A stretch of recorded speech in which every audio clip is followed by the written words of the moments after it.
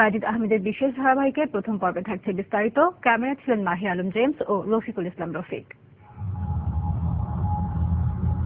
9 April রাত 11টা। রেলের পূর্বাঞ্চলের সাবেক জিএম ইউসুফ আলী মৃধা নিয়োগ বাণিজ্যের টাকা নিয়ে তার শ্বশুরবাড়ি ধানমন্ডির 3 নম্বর সড়কের 5 নম্বর বাসা থেকে বের হয়ে সুরঞ্জিত সেনের সাবেক এপিএস ফারুকের গাড়িতে ওঠেন, সঙ্গে কমান্ড্যান্ট এনামুল হক। টাকা নিয়ে জিগাতলা যাওয়ার পথে হঠাৎ বিজিবির 4 নম্বর গেট দিয়ে ভেতরে গাড়ি ঢুকিয়ে দেন ড্রাইভার আজম।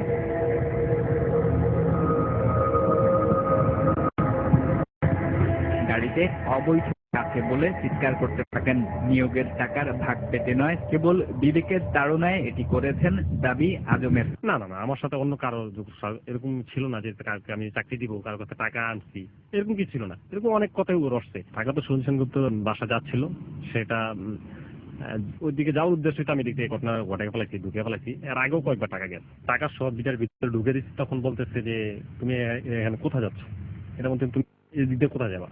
আমি বললাম স্যার আমি তো আপনাদেরকে টাকা সহ দুর্নীতি টাকা, এগুলো ঘুষের টাকা, রেলের নিয়োগের টাকা, এই টাকা সহ আপনাদেরকে আমি ধরাই দেবো, এই জন্য আমি গাড়ির ভিতরে ঢুকাইছি। তো যখন গাড়িটা ঢুকাইছি তখন ওই বিটের গেট আমি খোলা পাইছি। তারা ওরকম সিগন্যাল দেয়নি আমাকে, আর আমি ওই জায়গায় দাঁড়াইনি। আর এই গাড়িটা তো ডেলি কয়েকবার আসা যাওয়া করে, তো এই গাড়িটা হয়তো তারা চিনছে জন্য বেশি গুরুত্ব দেয় নাই। তো গাড়িটা যখন ঢুকে ফেলেছি তখনই ফারুক সাহেব বলতেছে যে তুমি জানি গাড়িটা ঢুকেছে কিন্তু ঠিক করোনি।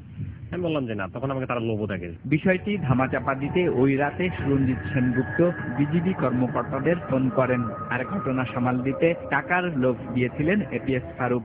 আমাকে লোভ দেখানো হয়েছিল যে তোমাকে এখান থেকে 5 লাখ টাকা দিই, তুমি টাকাটা নিয়ে চলে যাও, আমাদেরকে তুমি নিয়ে আরো গেটে বার করে দাও। আমি রাজি হলাম না। তারপর বললো যে যাই টাকা আছে তো জিএম সাহেবকে আর কমান্ডার এনামুলকে তুমি ছেড়ে দাও। ফারুক সাহেব আমাকে বলতেছে তো যা টাকা আছে এটার অর্ধেক তোমার, অর্ধেক আমার। বললাম যে না স্যার।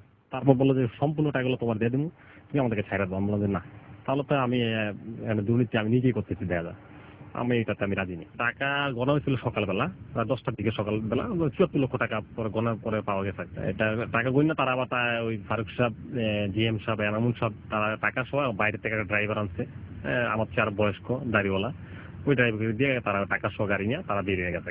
নিয়োগ বাণিজ্যে শুধু রেল নয়, অন্য প্রতিষ্ঠানের কর্মকর্তারাও জড়িত ছিলেন। মেজর মুশফিকুর রহমান সে আসলে নিয়োগ বাণিজ্যের সাথে জড়িত। সে প্রায় 3 কোটি টাকা, আমার জানা সত্ত্বে 3 কোটি টাকা নিয়োগ বাণিজ্যের সাথে সে জড়িত আছে। কয়েকশো লোককে সেই রেলে ঢুকানোর কথা ফারুক সাহেবের মাধ্যমে ঢুকাবে, এবং 3 কোটি টাকা চেকও ফারুক সাহেবের কাছে হ্যান্ড ওভার করছে মেজর মুশফিকুর রহমান। তো নিপেন্দার বাসা থেকে প্রায় টাকা আনতাম। তারপর আরো সাব রেজিস্ট্রার আছে, তাদের নামটা আমার এখন সঠিক খেয়াল হচ্ছে না।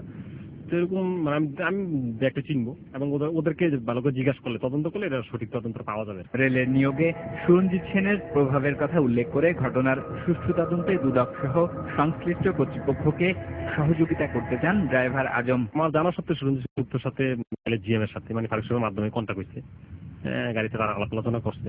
10 কোটি টাকা মন্ত্রীকে দিবে রেলের নিয়োগের ব্যাপারে, 10 কোটি টাকা দিবে, আর সুরঞ্জিত সেনগুপ্ত 600 লোক পার্সোনাল ঢুকাই দিব। কারণ তারা দোষটা সরকারের উপর চাপাতে চায়।